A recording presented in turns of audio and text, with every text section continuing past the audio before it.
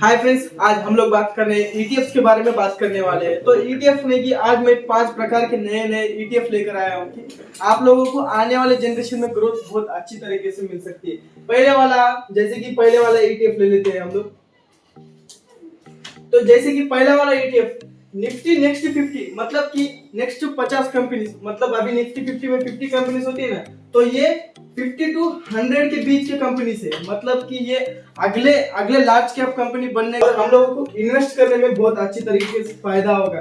पर वही आगे हम बात कर लेते हैं नेक्स्ट 50, मतलब कि एक कंपनी का शेयर अगर 50 रुपए, तो नेक्स्ट 50 में नहीं कि आने वाले अगले 50 कंपनी में ग्रोथ की पोटेंशियल ज्यादा होता है। इसलिए नहीं कि समझ लीजिएगा हमने कि 18% की रिटर्न मिलते हैं, तो 18% की रिटर्न मिलती है तो बहुत अच्छी तरीके से ग्रोथ मिल सकती है। एंड और अगले ईटीएफ के बारे में जान लेते हैं। तो नेक्स्ट ईटीएफ के बारे में जानने से पहले मैं कहूँगा आईटी सेक्टर आने वाला एआई टेक्नोलॉजी की बहुत ज्यादा डिमांड आ रही है, इसलिए एआई की वजह से मतलब कि हम बात कर लेते हैं निफ्टी आईटी ईटीएफ के बारे में। मतलब समझ लीजिएगा एक एआई नहीं कि आने वाले जनरेशन में बहुत ज्यादा ग्रोथ होगा। एआई में नहीं कि आप लोग इन्वेस्ट करते हो, और नहीं कि एआई कंपनी में कैसा होता है, मतलब आपको नहीं कि समझ लो डिविडेंड बहुत ज्यादा मिलता है कंपनी में। डिविडेंड ज्यादा मिलने से ईटीएफ में आप इन्वेस्ट करते हो ना, तो आपके बैंक में क्रेडिट नहीं होगा, वो डायरेक्टली ईटीएफ को रीइन्वेस्ट हो जाएगा आपका पैसा, मतलब कि बहुत ज्यादा फायदा हो सकता है।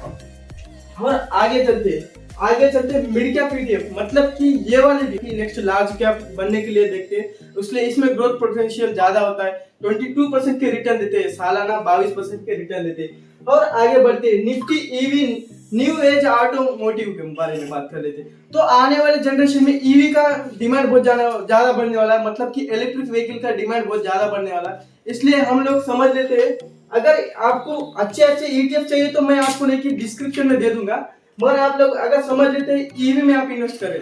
ईवी इलेक्ट्रिक व्हीकल में इन्वेस्ट नहीं करना है, आप लोगों को ईटीएफ में इन्वेस्ट करना है, मतलब कि बैटरी बनाने वाले पार्ट्स मैन्युफैक्चर जैसे अच्छे ईवी कंपनी, इसमें नहीं कि टाटा मोटर्स रहता है, सोना बीएलडब्ल्यू रहता है, ऐसे बड़े बड़े कंपनीज रहते हैं। तो इस बड़े बड़े कंपनीज में नहीं कि ग्रोथ होने के चांसेस ज्यादा होता है, इसलिए आप नहीं कि ईवी इलेक्ट्रिक व्हीकल में इन्वेस्ट कीजिएगा, क्योंकि आपका पैसा ज्यादातर रिस्क में रहता है। समझ लीजिए आप लोगों ने टाटा मोटर्स में इन्वेस्ट किया है, फिलहाल तो आप लोग देख रहे हैं टाटा मोटर्स बहुत ज्यादा नहीं कि नीचे जा रहा है, मतलब कि जागुआर आइलैंड की वजह से, मतलब कि जागुआर आइलैंड की टाटा मोटर्स की कंपनी है, मगर वो फॉरेन में ज्यादातर कार्स तैयार करती है। तो जागुआर आइलैंड की क्या हो रहा है, इस साल में बहुत कम बिक्री है उनके कार्स, इसलिए टाटा मोटर्स का शेयर नीचे जा रहा है, उतनी बड़ी कंपनी का शेयर नीचे जा रहा है। इसलिए नहीं कि आप नहीं कि समझ लो ईवी ईटीएफ में इन्वेस्ट करते हैं ना, तो आपको नहीं कि सारे मैन्युफैक्चरर बैटरी जैसे सब ईटीएफ में पैसा लग जाता है। तो और नहीं कि नेक्स्ट 50 में तो आपको बता ही दिया, और मैंने कि इस सब के बारे में मैं डिस्क्रिप्शन में लिंक दे दूंगा, आप लोग जाकर इन्वेस्ट कर सकते हैं। और मुझे कमेंट में बताया ऐसे कौन से बढ़िया ईटीएफ होंगे जो आने वाले फ्यूचर में बहुत ग्रोथ हो सकते हैं। तो फिर एक बार मिलते हैं अगले वीडियो में। Thank you.